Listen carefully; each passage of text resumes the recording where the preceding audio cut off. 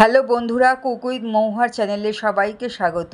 আজকে আমি বানাবো মেথি আলুর তরকারি। সকালে জলখাবারে লুচি পরোটার সাথে এই মেথি আলুর তরকারিটা দারুণ খেতে লাগে। তাহলে চলো শুরু করি।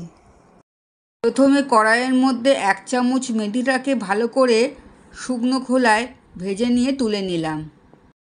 কড়াইতে 2 চামচ সর্ষের তেল নিলাম। এবার 2টো শুকনো লঙ্কা আর 1 চামচ পাঁচফোড়ন তেলের মধ্যে দিয়ে ভালো করে নেড়ে নিলাম। এবার 2টো মিডিয়াম সাইজে ডুমো করে ছোটো কেটে রেখেছিলাম আলুর টুকরো তেলের মধ্যে দিয়ে 1 মিনিট ভেজে নিলাম।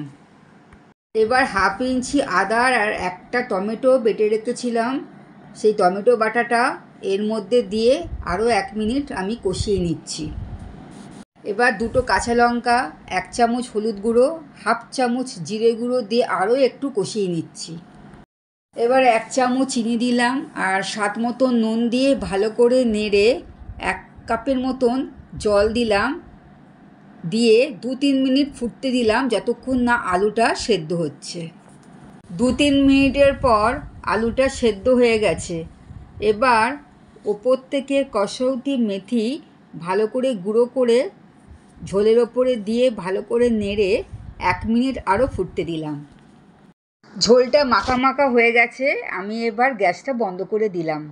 আমার এই রান্নাটা যদি তোমাদের ভালো লাগে তাহলে লাইক, শেয়ার, সাবস্ক্রাইব করতে ভুলো না। আর নতুন বন্ধুরা যারা আমার চ্যানেলটিকে নতুন দেখছো তাদের কাছে অনুরোধ রইল আমার চ্যানেলটিকে সাবস্ক্রাইব করার জন্য। তাহলে পরবর্তী রেসিপিতে আবার দেখা হবে। টাটা।